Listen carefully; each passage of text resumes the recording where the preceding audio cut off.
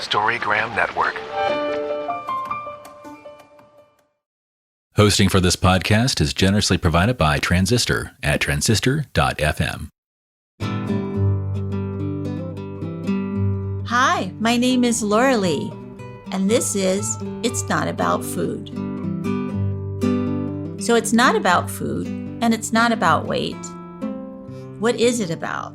Everything else, because it's never ever about food or weight, never ever, not even one time, not ever, ever, ever.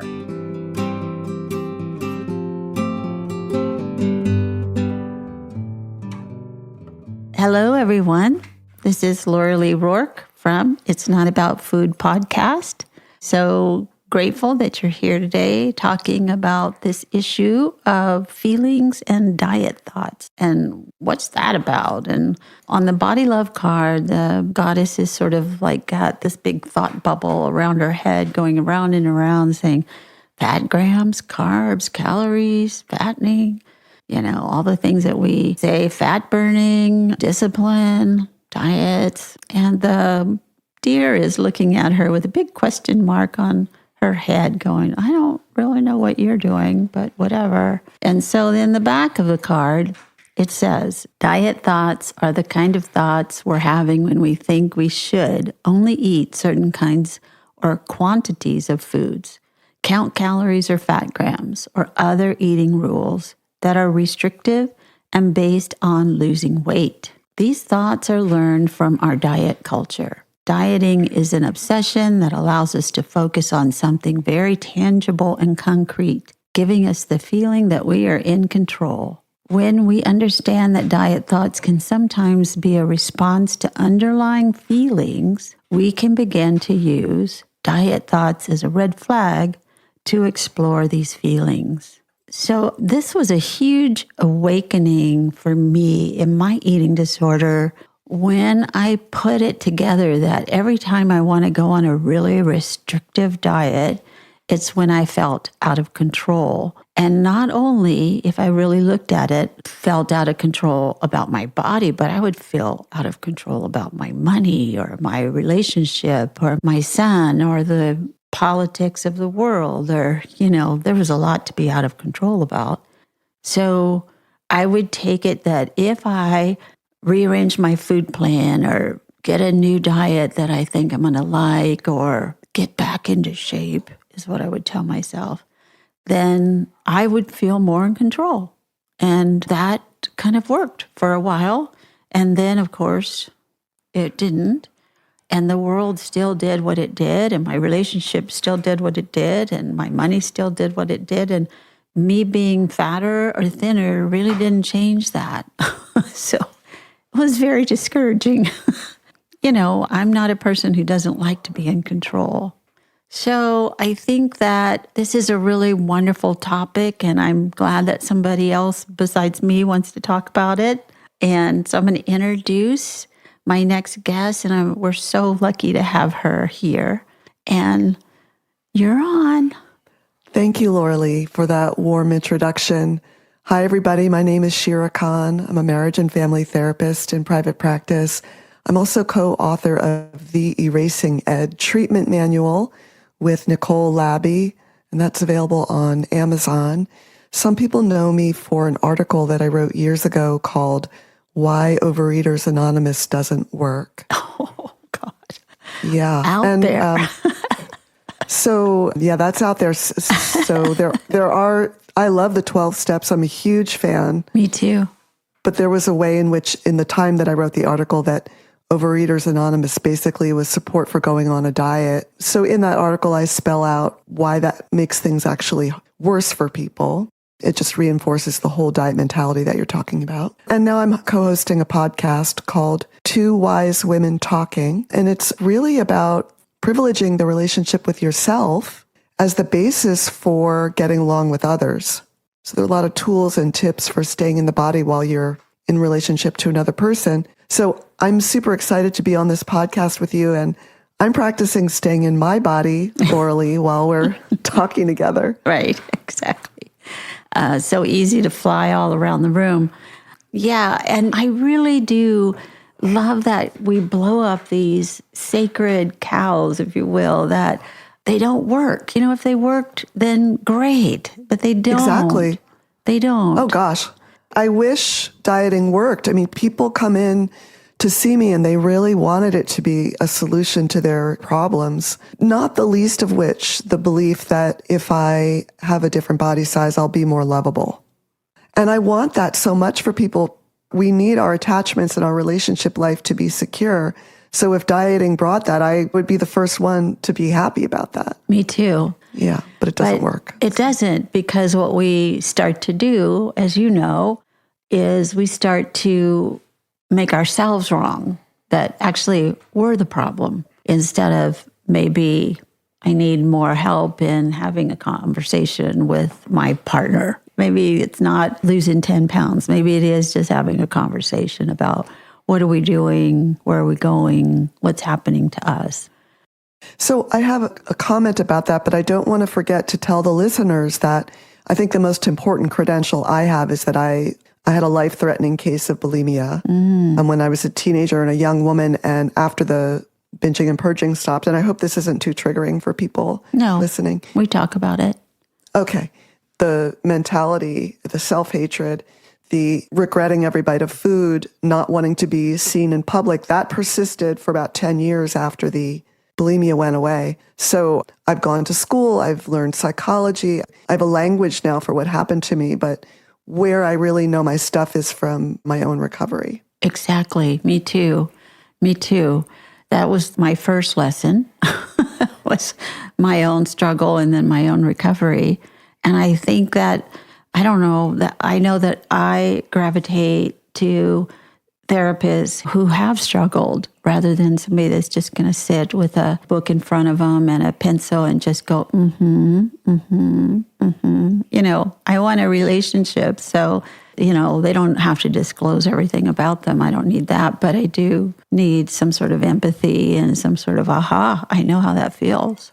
Well, actually, since we're talking about this whole process where we reject ourselves and we focus on changing our body through going on, like you were saying, getting back in shape, the antidote to the impetus to do that comes through having a healing connection. Exactly. So that's how I hear what you're talking about, that you want to have a therapist with whom you can have a connection. Now that we can study the brain and the nervous system in such detail, we know that it calms the nervous system down when there's a felt connection. And once you have that going and the person experiences the calm nervous system and can start to relax, then self-love can start to come in. If you're in a fight, flight, or freeze response, which many of us were in our families of origin, then we become desperate. We'll do anything we can to calm our nervous systems down. And through our culture telling us we need to look a certain way, then we think, okay, that'll be a solution. Let me go take these steps that will give me what I need to feel better, what I need to calm myself down. Yeah. And I know that from a very young age, I found lots of ways to calm myself down. I lived in a very chaotic household and then in a boarding school. And, I felt that reading and hiding and going into fantasy in my own mind that somebody was going to come to the boarding school and say, this has all been a big mistake. You don't even belong to this person that you think you do. I'm your parent. I'm going to take you. And, I had this whole thing that I got stolen in the hospital or something. And anyway, but those are things that would calm me down because it would give me a sense of, this is not my real life. I don't have to get upset about this, but I couldn't find any other way to physically do that other than food. That's what I had first. I could get that. I could do wonders with food in my emotional life. So food, you went to eating first before restricting? I went to eating first, and then I realized at a very young age that everybody gets upset when somebody stops eating. You get a lot of attention. And I would always pretend I was sick. I'm sick. I can't eat. So I get out of the boarding school and get to go to the doctor and have tests run. sounds terrible, but it was a better life than sitting in the boarding school I was in. So I appreciate how candid you're being. And I didn't know exactly what we would talk about today, but to me, the subject of aloneness is coming up. Yeah, being completely alone. Yeah. And since we have just been talking about the nervous system, so I became also a couples counselor, and it really enhanced my work with eating disorders because I learned about human attachment and all the research on attachment. And what the research has shown is that adults have the same attachment needs as children. And if we are not connected to a few safe, reliable others, our nervous system goes into a fight, flight, or freeze response because there's a biological imperative to connect. So I just quoted Sue Johnson, if anybody wonders where that was all of her research. That's wonderful. That I just quoted. So something just happened between us that I want to call out, which is by you sharing candidly, I felt myself drop into my body and be with you there. And I can look back on when I had my eating disorder behaviors. What we just did was the antidote to needing those behaviors. That's right. That's so true. Because those behaviors were called in when I didn't know any other way to connect. And similarly to you, I first started with overeating and then discovered overexercising and restricting later. So my eating disorder came the year my parents split up, and I didn't have anyone to talk about it with. And then you know what else, Laurelee? Nobody asked me. I know. Nobody asked me how it was for me that the one parent I could rely on wasn't in the house anymore. So I had such big feelings and no place to express them or get support. So I started binging. And you know what? It was a relief. It is. And it was a relief. A really good friend of mine who's a therapist always says, we were smart little girls to come up with what we came up with. Because some people choose something that's going to kill them faster than that. We were smart to come up with what we could get, what we could do. Storygram Network. Welcome to One Media, One Media. When you're whining with nurses. It's a place I like to call The Bleed. My name is Laurelee, and this is It's Not About Food. The art of being yay isn't just something he developed. Storygram Network. I really agree with that, especially with the word smart, because it was also the part of us that wanted to feel love, that wanted to find a way to get through life, that wanted to feel better. Sometimes that part even gets shut down so much that it doesn't even try. So the energy behind it was a compulsion. Don't get me wrong, but the energy behind it is a will to live. Yeah, a huge self-care and a will to live. I remember at one point thinking to myself, if I don't get out of here, I'm going to die. So I made up a whole disorder or disease that they couldn't find because it wasn't there. Oh, wow. And did it work? It worked for a while, got me out of there. Yeah, worked for a while. Out of the boarding school? Yeah, and out of the just living through the pain of my childhood got me out of that and gave me something else to do. And somehow, like so many of us in the world, we just got through our childhood as best we could and not become a serial killer afterwards. Oh, God. Sort of like, I just always tell people, wow, with a childhood like that you're walking around, you know how to dress yourself and you know how to drive a car and hold down a job. It's amazing. It's amazing. The will of the human heart and soul is just beautiful. So I really appreciate where you're going with this, is that bringing a loving container to the behavior. You were talking about the behaviors you did of making up an illness. We were talking about overeating. So putting a loving container around that and really putting in perspective that to do that made sense and it was a way to go forward in life.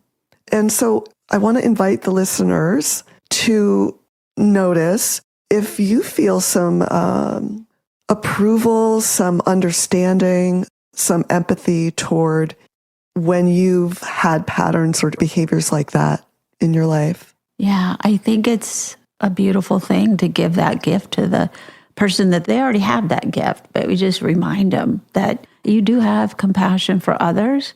So let's start to get some for you.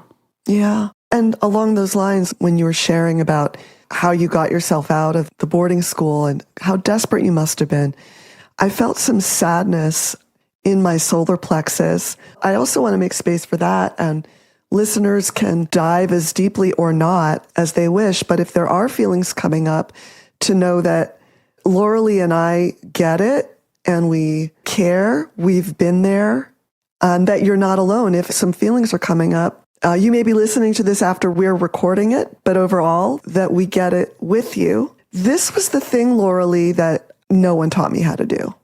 No, I say a lot of times I thought it was the Romans, thousands of years later, Laurelee, that came up with bulimia. Although they didn't even have that as a word when I was suffering from bulimia. That wasn't even a word yet.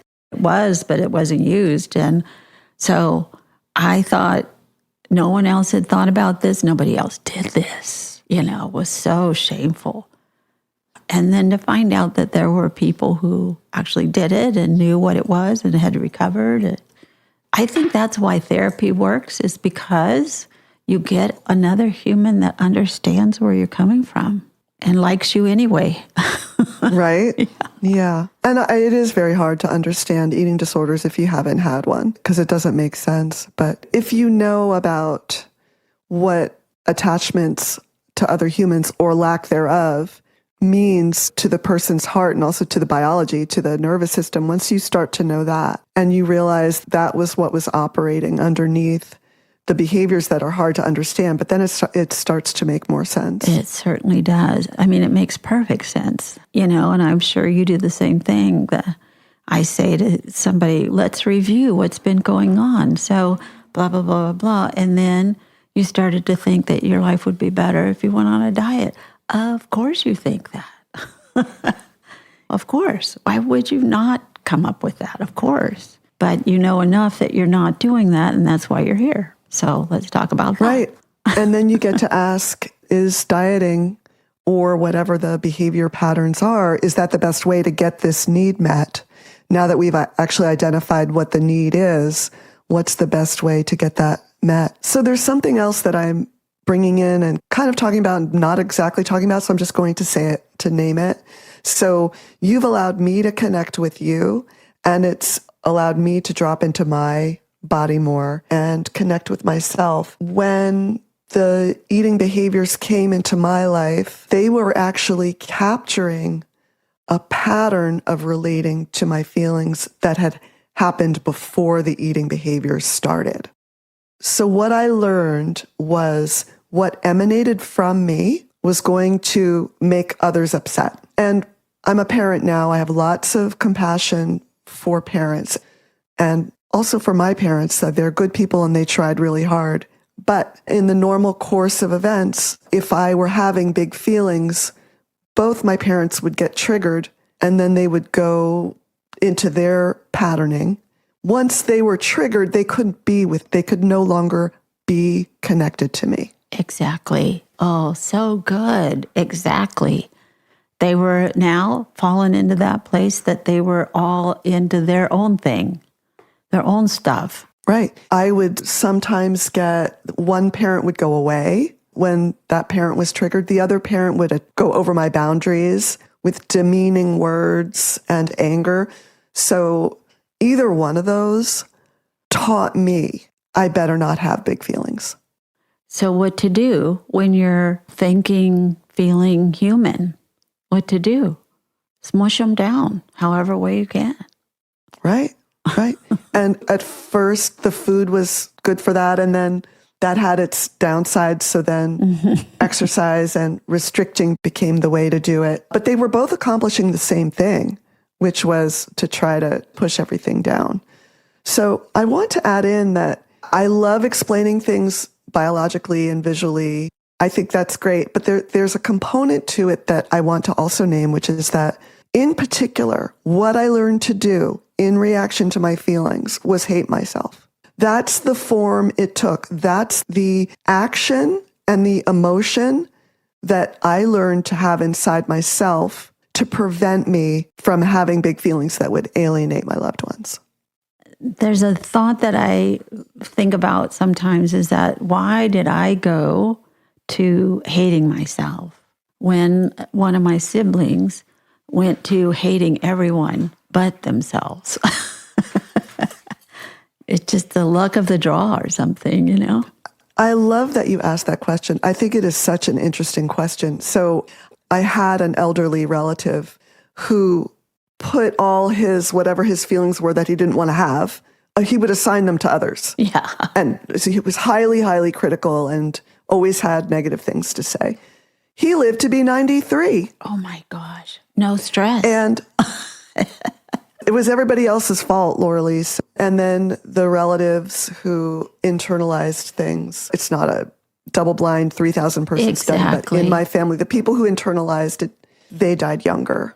It's the stress of carrying everybody's stuff all the time. Talk about the real heaviness that we're carrying. It's not the weight, it's the heaviness of everything that we're being told or we were told. And it's nice to, at some point, take all of that off without having to diet and find out that's not really what was going on. And if I may, I think we just demonstrated. So you dropped in, you were candid and honest with your story. And then I was able to drop in and meet you there. That's what I did as an adult to help myself. I found other adults that I could do that process with. And then I've become more and more comfortable with having my feelings. But for me, the behaviors dropped away before the self-hatred took longer. Oh, definitely. Because it was deeper. Yes. It's the mothership. I mean, within me, not my real mother, but the part of me deep inside that just had the idea that I was no good. And sooner or later, everybody was going to find that out. And then I had to go underneath that to find the part of me that said, yeah, that's not really true. But it was a lot of excavation. And what you're talking about is what I found in my own life is that the behavior stopped, but the self-hatred continued. And then I had to start treating the self-hatred like a behavior and recover from that by telling myself I love you a lot. I would love antidote. to hear more of how you worked with the self-hatred, if you would be willing to share that. Sure. So what I did personally is, I realized how often I told myself negative things. Like I would never talk to anyone like that, ever. So I got that part.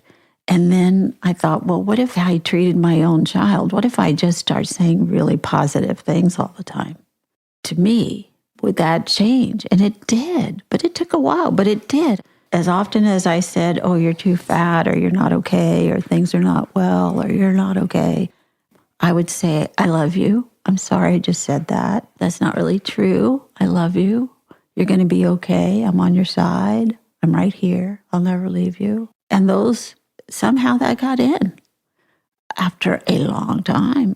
But it did. It did. Finally, it did. So now I never say those things to me. I'm so touched by the things that you said to yourself. They're so sweet. They're what every child wants to hear. And I appreciate that you've brought in what we learn how to do now. What I teach people is to get over an eating disorder. Basically, you forge the kind of internal relationships inside yourself that you wish you had. Yeah. Make it up. Make it up. You make up the mother character that you wish you had. And when you said those words just now, I felt the sincerity. That's the other thing. The part of us that needs to heal wants to feel it. But the resistance to that, because I tell my clients to do that, obviously, and they'll say, oh no, I don't love myself. I don't like myself at all. I can't say that. I can't, I'm not doing a good job. I'm not. But just say it, fake it till you make it kind of thing. It'll be okay. You'll see. It'll be okay. I tell them all the time, the hippies were right. Love is what you need. Oh, I'm proud of my hippie leanings. Me too. Me too. Yeah. So tell me, if you don't mind, how would somebody get a hold of you to do this wonderful work with you? Oh, thank you. So they go to sheiracon.com. Do you want to spell it? And S is in Sam, HEIRAKAHN.com. And I do one-on-ones, I do groups, and I also teach clinicians my method. Oh, that's so great. And the one-on-ones that you do that's all on Zoom. That is correct. And the groups are on Zoom. Yes. So anybody, anywhere can join a group or be working with you. That's wonderful. Yeah, different time zones, different countries. Sure. Yeah. This is the weird, wonderful gift that we got with COVID. I feel It's true. Just completely blew that open. Whereas, before I always had I'm going to be in New York. Can you talk to me when I'm there? Oh, I'm not sure if I can. It's always a weird thing about that. And now, yeah, I can talk to you if you live in Paris. Yeah, it's great. It's nice. We're almost done. And I wonder if you would read the last part of the card, the today. Today, I will practice noticing my diet thoughts. Each time I think about controlling my food in some way, I will ask myself if there are any feelings that might have triggered this thinking. I will then let myself have the feeling and ask what I need to take care of myself. It's such a simple question that we just completely forget to ask. I don't feel like in the culture that we live in, we're really taught self-love. It's coming more because thanks to people like you and me, but yes, it's been a long time coming. And sometimes when I ask the question to clients, what do you need to take care of yourself? They can't answer. And that it's threatening to ask them because it brings up the lack of development about having had needs and having feelings and being able to care for themselves. So I often say, we don't even need an answer. We just need to ask the question. That's a beautiful thing. That's a beautiful thing. I'm going to remember that because I do have clients that, oh, you've just given me another job to do. Right. Like, and no. I won't do it well. Or I won't do it at all, or I'm not Right. going to do it. I have already got a lot on my plate. I can't take me on too. And I go, no, the plate is you. So anyway, I just have enjoyed this talk with you so much. And I really appreciate you coming on today. And I know we're in a different time zone and taking time out of your day to do this. I really appreciate it very much. Thank you, Laurelee. Thank you so much for having me on. I've really enjoyed the conversation too. And I hope to get to do this again. Yeah, let's keep in touch. Sounds good. Thanks a lot. You're welcome. Bye-bye. Bye.